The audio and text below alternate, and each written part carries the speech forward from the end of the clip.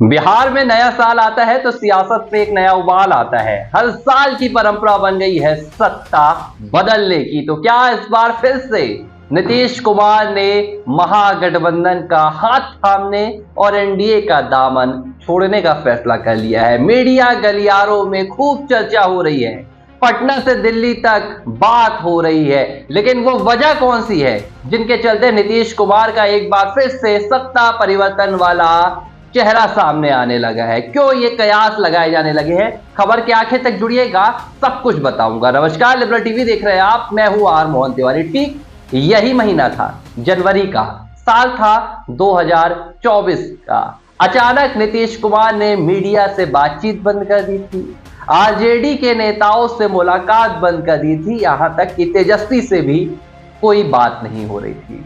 एक शाम अचानक आती है और नीतीश कुमार ऐलान कर देते हैं कि वे महागठबंधन का साथ छोड़ रहे हैं और इसके बाद एनडीए के मुख्यमंत्री के तौर पर शपथ ले लेते हैं। एक साल का वक्त हो चुका है इस घटना को और अब जैसे ही जनवरी का महीना आया है, फिर से हलचल तेज हो गई है। कहा जा रहा है कि खरमास में एक बार फिर से सत्ता का परिवर्तन होगा, क्योंकि ये बिहार की सियासत की एक रिवाज बन चुका है। ये बिहार में एक सियासी रिवाज हो चुका है। मकर संक्रांति के बाद कहा जा रहा है कि बिहार में एक बड़ा सियासी उलटफेर देखने को मिल सकता है और इसके ध्रुव में रहेंगे बिहार के मुख्यमंत्री नीतीश कुमार। कहा जा रहा है कि नीतीश कुमार एक बार फिर से भाजपा से नाराज हो गए हैं। अब इसे लेकर जो रिपोर्ट सामने आ रही हैं, जो तथ्य निकलकर सामने आ रहे हैं, वो इस खबर का कहीं ना कहीं समर्थन भी कर रहे हैं। तीन वजह है नीतीश कुमार की नाराजगी की और क्यों सत्ता परिवर्तन होने की यहां पर एक बार फिर से कवायद सी लग रही है, क्यों कयास लगाए जा रहे हैं। तीनों वजह बताता हूं। पहली वजह है नीतीश कुमार की चुप्पी। नीतीश कुमार पिछले कई दिनों से चुप्पी साधे हुए हैं। मीडिया से उन्होंने मुलाकात बंद कर दी है, किसी भी नेताओं के सामने बयान नहीं दे रहे हैं और जब जब नीतीश कुमार ने अपना ये वाला चेहरा दिखाया है, तब उन्होंने सत्ता में बड़े उलटफेर किए।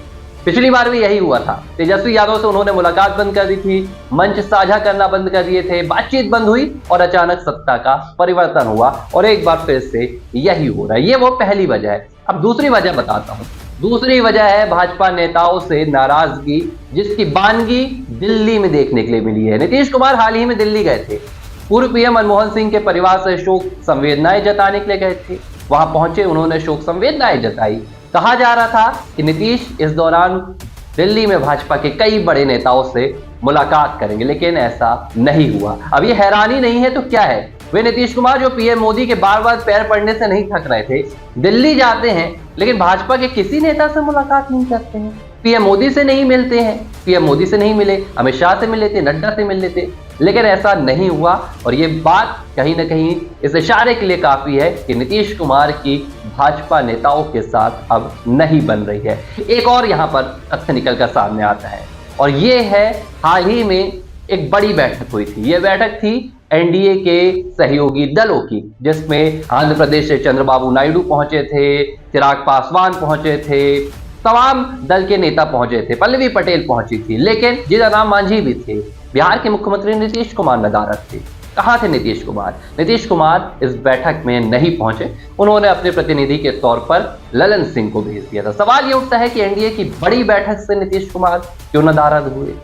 ये तमाम तथ्य अब नीतीश कुमार की एनडीए में उनके कम होती रुचि की एक वानगी दिखा रही है। यानी कि नीतीश कुमार का मन कहीं ना कहीं एनडीए से अब टूटता सा नजर आ रहा है। हालांकि अब ये टूटा हुआ मन बिहार में नई सरकार का गठन करेगा और एनडीए की सरकार को तोड़ देगा, इसके लिए इंतजार करना होगा। लेकिन इस वक्त बिहार में हलचल खूब है। लिबरल टीवी की इस स्टोरी पर आपकी क्या राय है? ये आज चलिए मैं बता देता हूं, ये दर्शकों के लिए है, दर्शकों की डिमांड पर है। लिबरल टीवी से लगातार दर्शक डिमांड कर रहे थे, आप जो भी लिबरल टीवी के स्टोरीज पर कमेंट करेंगे या जो भी सवाल पूछेंगे, बकायदा आपके नाम के साथ लिबरल टीवी उसका जवाब देगी और आपकी राय को भी देश के तमाम दर्शकों के सामने रखेगी।